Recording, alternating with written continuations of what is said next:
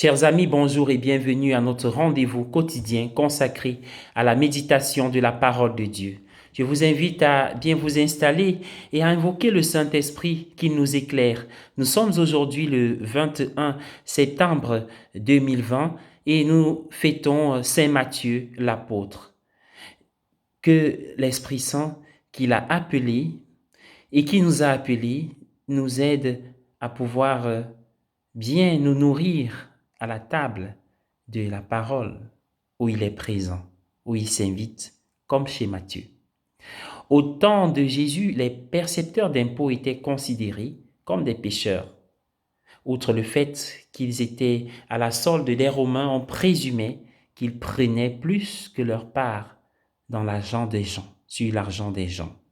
Les professionnels religieux de l'époque étaient donc horrifiés par le fait que Jésus, lui qui est comme maître de religion, professeur de religion, appelle une telle personne. Et pour aggraver encore les choses, il s'invite chez lui pour partager son repas avec lui et ses associés, c'est-à-dire un groupe de collecteurs d'impôts et donc de pécheurs. Pourtant, Jésus célébrait la miséricorde de Dieu avec ceux qui avaient désespérément besoin d'être assurés que Dieu les aimait et leur pardonnait leurs péchés. Jésus n'est pas venu pour juger les gens, il est venu pour les inviter à célébrer le don de l'amour inconditionnel et de la miséricorde de Dieu. Il était le médecin, et il est encore, qui est venu pour ceux qui ont le plus besoin de guérison, c'est-à-dire tout le monde, y compris ceux qui n'ont pas conscience de leurs besoins de guérison. Plus tard, dans l'évangile de Matthieu, Matthieu le collecteur d'impôts sera appelé par Jésus à devenir l'un des 12. Parmi les piliers de l'Église, on trouve ceux qui, en raison de leur profession, sont considérés comme des parias, des pécheurs. Chaque Eucharistie partage quelque chose de la qualité du repas dans l'évangile d'aujourd'hui. C'est-à-dire, chaque Eucharistie est comme le repas chez Matthieu, une célébration du pardon de Dieu. L'Église est une communauté de pécheurs pardonnés qui sont conscients de leurs besoins de pardon et de guérison. Après avoir célébré la miséricorde du Seigneur lors de l'Eucharistie, nous sommes envoyés par cette Eucharistie comme instrument de la miséricorde de Dieu envers les autres. Et s'il nous est difficile de nous déplacer pour des raisons multiples, sachons que le Seigneur vient à nous, il vient jusqu'à nous, car sa présence est resplendissante dans les trois tables, la table de la parole, la table de l'Eucharistie et nos tables en famille lors de nos repas, déjeuner et dîner. Il est là, faisons attention à lui, à ce que nous disons, faisons attention à cette présence amoureuse, pleine de miséricorde. Amen. Je vous invite à prier avec moi cette prière d'action de grâce et d'intercession. Notre secours est dans le nom du Seigneur qui a fait le ciel et la terre.